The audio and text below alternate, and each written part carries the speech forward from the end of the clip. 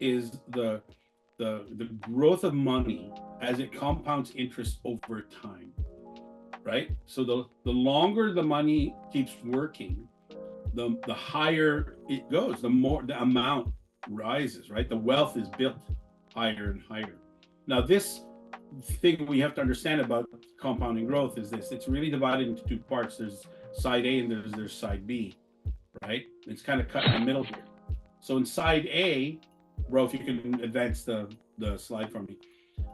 Inside A, what we have is, what we have is a lower rate of return, right? So what people here, this is the side where most people are at, actually, to be honest with you. They have a lower rate of return, so they don't have much gains.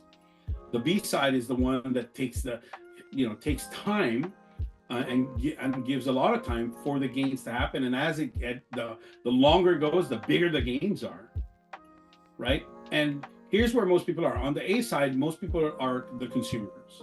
They're the ones that are, spending already. They use their money to buy things. They use their money to buy consumable goods, right? Whether they are luggage or, cars or houses, they're consumer goods, and they use this, right? And the thing is, when they're spending the money this way, they're not allowing their money to work for them. They're interrupting the compounding growth, right? But on the B side, these are the owners. These are the ones that think like business owners. They're the ones that think like producers, not consumers. And what they do is really they buy assets that continue to grow, right? And this is the difference between people who get by and really wealthy people who have financial freedom. People who get by, the ones living paycheck to paycheck, the ones that have a little bit of savings but nothing to boast about, really. The average Canadian, right? The average person is really has a consumer mindset, right? And they buy things. They'll buy the watch, and they'll buy the shoes, and they'll buy the nice leather seat covers and stuff like that for their cars and stuff like that. The latest phones, they'll do that. But business people, especially business owners, they actually think differently, right? They think very differently. And what they do is, rather than buying things, they buy assets. They buy assets that actually grow in value over time. And they allow that. They use time on their side. They leverage time, and they leverage assets and capital to make this happen, so that they can take advantage of this kind of compounding growth, right? Rose, is there anything that you wanted to add to that? Well, basically, the owner also have longer mindset. They have a longer time horizon. Long-term mindset, right? Yeah, long-term mindset. Sorry, and so they're happy with their not being much gains at the start, but after they look at the next year, the next 5 years, the next 10 years, and that's when it really erupts. That's when you actually get the big gains. Yep. You go for longer mindset. Let me give you guys a really great example. I'm actually doing some premarital counseling with a young couple. The wife to be, the bride, is studying to be a doctor. She's doing her residency down in Buffalo. The young man lives here in Brampton, and they're just so thankful that she got her residency in Buffalo, because now he's close enough to drive down every weekend and that kind of thing to see each other. They're getting married in a couple of weeks. But I sat down with them during the premarital counseling and talked about finance. And I told them, people like that, people who are just starting out their life, they're in a very strategic position. If they will start saving now, if they will start using this kind of mindset and this kind of taking advantage of compounding growth, now is the time to do that while they're young, while they're healthy, while they don't have many obligations yet.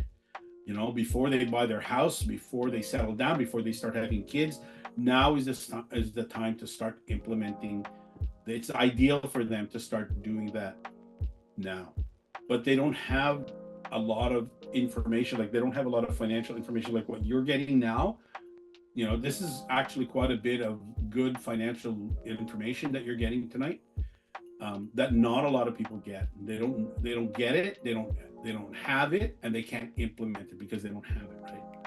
So, and here's what we mean by implementing it. You're letting your capital go. Really, cash is good. They say cash is king, but actually it's not cash that's king, it's capital that's king.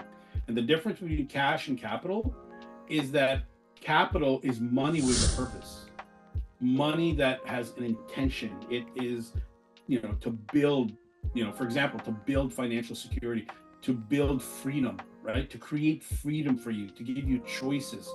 When you understand that your money should be thought of as capital, and that you should put your money into something that is growing on a steady basis, and that you don't want to interrupt that growth so that it can reach its maximum potential, right?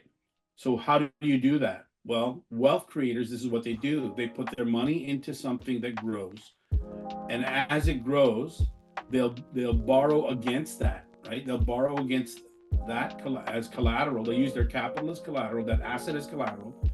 So borrow other people's money from a lender, and then that's what they use to purchase whatever they want to purchase. But then they pay that back.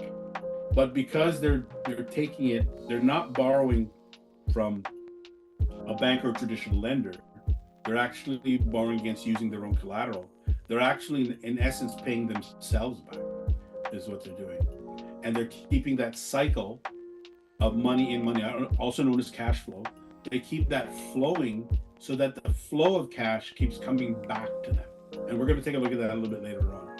But we're going to dive a little bit deeper into that and look at that. Oh, by the way, I forgot to mention, if you have any questions while we're doing this, while we're talking about this, while Jen and I are presenting this to you, please feel free to shoot your question onto the chat. At the end of the webinar, I'm going to go through that. We're going to cover that and get the expert, Jen, our CEO, to answer those questions for you, so that you can get the answers that you need, so that you can be financially educated with regards to these things.